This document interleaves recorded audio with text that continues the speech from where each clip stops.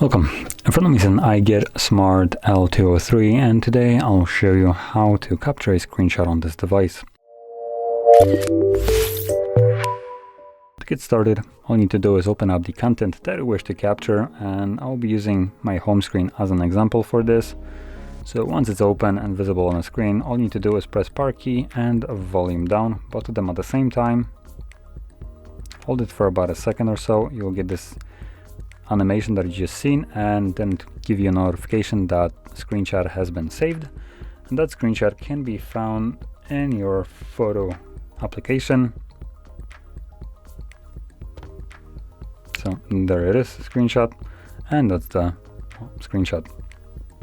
So anyway, that is how you would capture any kind of screenshot on this device, and if you found this very helpful, don't forget to hit like, subscribe, and thanks for watching.